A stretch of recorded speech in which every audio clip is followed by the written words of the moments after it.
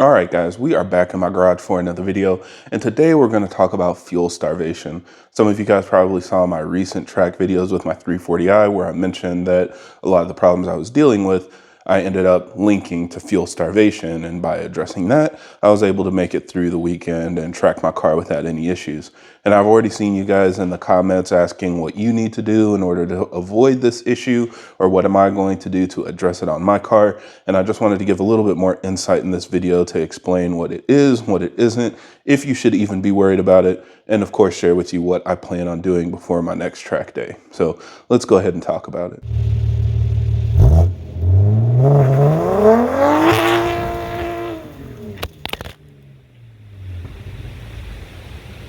Now, as always, for everybody that's new to the channel, I create these videos to help keep you updated on the latest developments in our community, as well as discuss technical topics so that we have a better understanding of how our engines work.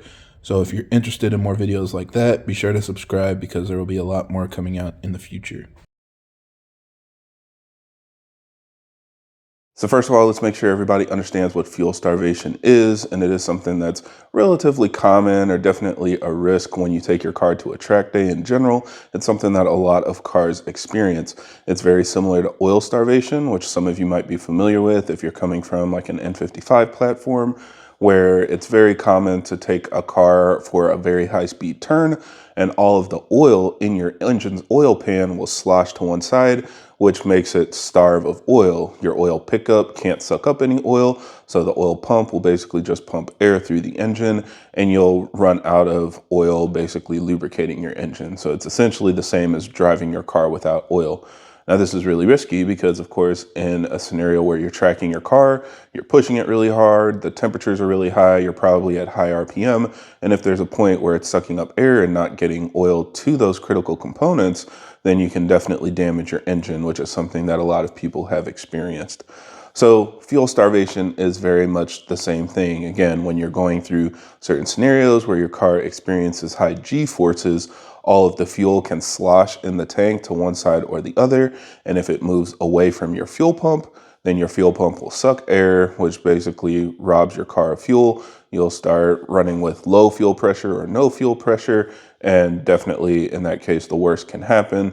In my case, I was running into misfires, which is definitely a best case scenario. I also have additional safeties on my car that monitors fuel pressure to put my car into limp mode and protect it. But if you didn't have that, you could obviously lean out your engine and just burn it down. So that would be a worst case scenario. Now, the good news is if your car is stock, you don't really have to worry about it. Even if your car is tuned, you don't really have to worry about it. This is something that I more or less brought upon myself by upgrading my low pressure fuel pump in the fuel tank. And I didn't consider that this was an issue because last year when I faced this problem, I thought it was because I had ethanol in the tank. And without ethanol, I should not be using my low pressure fuel pump. My car has all the capability it needs to run a pump gas map without activating my secondary pump. But what I found at the track was that was actually not happening. On my pump gas tune, my low pressure fuel pump shouldn't turn on because it's a low boost tune, and my low pressure fuel pump is triggered based on a certain boost pressure. On the street, I typically only see around 18 or 19, maybe peaking at 20 PSI, because that's what allows me to have good manageable traction when I'm on track. So I use that same pump gas map during my track days. However, our cars don't just specifically target a set amount of boost and timing based on a tune. It also tries to compensate for ambient conditions when it's adjusting the tune and determining how much boost and timing to run. So when I was on track, what I found is that my intake temperatures were going up, which is expected, running a lot of boost on a warmer day. And so what the car will do in that scenario is it will run more boost and less timing to make the same amount of power. So it's doing everything it can to protect the engine, but give you as consistent of a response as possible, regardless of the ambient conditions. So when I ran logs at the track, I found that the car was running a little bit over 22 PSI. I'd never seen that on a pump gas map, but again, because my intake temperatures were going up, it started running more boost, which was triggering my auxiliary fuel pump. And that's what indicated to me once I saw in the logs that my pressure was running low, that auxiliary pump was sucking in air and running into fuel starvation issues. Now, this is exacerbated because the way that our tracks work, at least here in the US, is pretty much all of them run clockwise. So you're going to be making more right-hand turns than left-hand turns, regardless of the track that you're going to. And especially at the track that I was running, a couple weeks ago, you saw some of the speeds I was running through turns. Like later on, there's a high speed right turn and I'm doing 70 to 75 miles an hour. I think turn 4 earlier in the lap, I get up to like 85 to 90 miles an hour through the turn. So when you're going through these long, sustained, big sweeping right-hand turns, that's when you're at the biggest risk because your low pressure fuel pump is on the right side of the car. It's on the basically smaller half of the tank that's over on the passenger side, and all of the fuel is going to slosh over to the left towards the driver's side when you're making those right-hand turns. It's even worse because with my auxiliary pump, it's mounted on the right side of my fuel pump that's already on the right side of the fuel tank. So it's basically hanging out there in the absolute worst position. A lot of you might be thinking, well, why don't you just move it to the other side? But you can't, because that's where your transfer hose is coming in. That's pulling fuel from the left side of the tank to the right side, so it's by your fuel pump. And that's also where the float is. So that's basically the sensor that's telling you how much fuel is in the tank. You don't want anything on the left side of the pump that could obstruct that, because it will give you inaccurate readings of your fuel level. So that's why all of the secondary pumps for our car is mounted on the right side, but unfortunately that puts you at a bigger risk of this scenario. Another thing to consider is this isn't only limited to road course use. Yes, that's where I'm running into my issue and probably where you'll hear most of these issues arising, but anytime your car experiences high G-forces, you can run into fuel starvation. So that includes launching your car, braking really hard. Anything where your car changes direction quickly can create fuel starvation issues. So you'll see a lot of people that are drag racing heavily will install a fuel pump where the secondary pump is at the back. So when they launch their car and they get a really good 60 foot and everything pushes you in the back of your seat, it's also going to push all the fuel to the back of the fuel tank. And you want to make sure your secondary pump is in a good position to pick up fuel regardless of that scenario. Same thing for heavy braking. If you're going to pull the parachute and everything's going to fly forward, you want to make sure that your car has adequate fuel there so you're not going to run into issues. A lot less risky there, since on the brake you're probably not going to be spraying any fuel, but something else to consider. So with all that in mind, there are a couple different things that you can do to fix fuel starvation.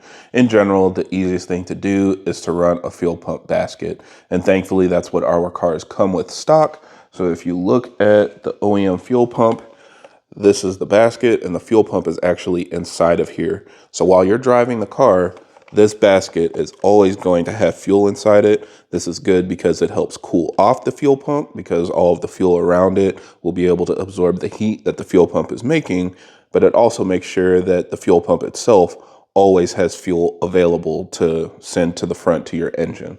So again, if you're running a stock fuel pump, you're really not likely going to have these issues. I never had any issues until I upgraded to a secondary pump outside of the basket that wasn't able to take advantage of this design. So this is another thing that BMW thankfully did to make our cars easier to track out of the box. But when you modify this, it puts your car at risk. Now, my car does have a Hydramat attached onto the secondary pump, and a lot of people just run a bigger one. The Hydramat will absorb some of the fuel and hold some fuel in there to help ensure that you don't run into these issues when you're in a high G scenario.